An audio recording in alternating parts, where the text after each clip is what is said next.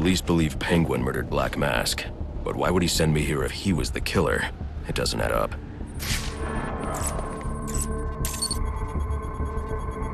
This crime took place days ago. The fire and the exposure to the elements make identifying the victims difficult.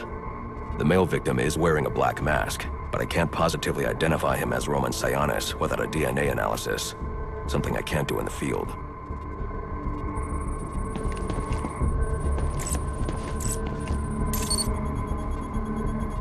I can identify the female victim based on her fingerprints. Tiffany Ambrose, Roman Sionis' girlfriend.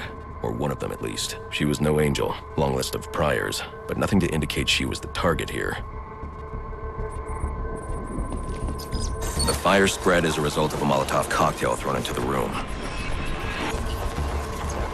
It may have been intended to destroy evidence.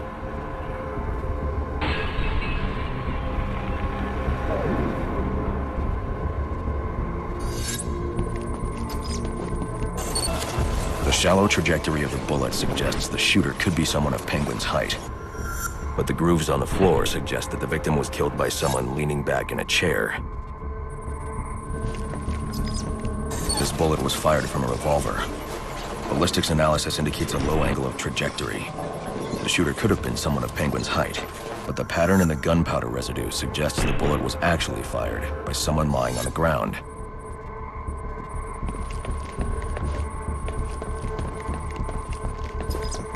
These fingerprints are a match for the Penguin, but they're on top of the soot from the fire. The cops were right.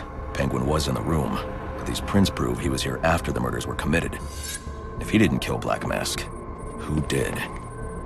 The only thing I know for certain is that Tiffany's shooter was lying on the floor. But why? These white streaks are shoe polish. Whoever shot Tiffany was being dragged along the floor. Besides the victims, there were two other people in the room. Tiffany's shooter, and whoever was dragging the shooter. The location from which the male victim was shot may tell me more. The DNA here doesn't belong to either of the victims. Whose is it? The fight broke out when someone startled the shooter. It's not clear who won the fight. It could have been either one of them. I should review the evidence to see if I can learn anything more about either the intruder or the shooter.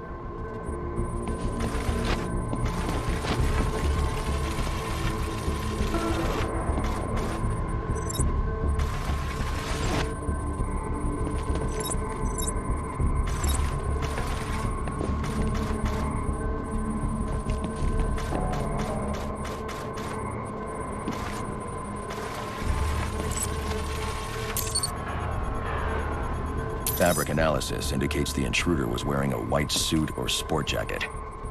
This fabric swatch could help identify the intruder, but I still can't identify the male victim's shooter. There's one impact area I haven't checked for clues.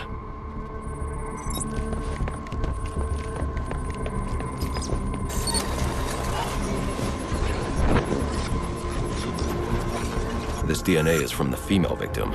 The level of oxidation suggests it's been here for several days. If I review the evidence, I may be able to find out what she was doing when she was attacked.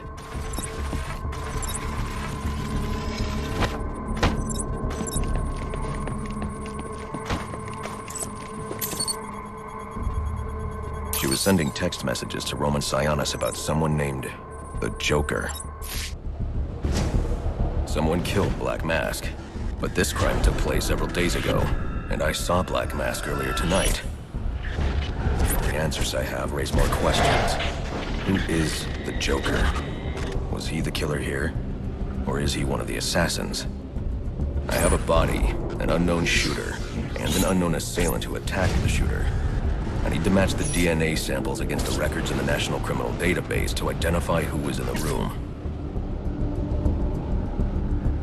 Alfred, I need access to the National Criminal Database. Well, the only way to do that would be to infiltrate the Gotham City Police Department. Then that's where I'm going.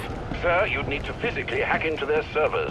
If you insist on doing something that foolish, you'll need a powerful, non-lethal weapon. I recommend coming back here to pick up your concussion detonator. Not a bad idea.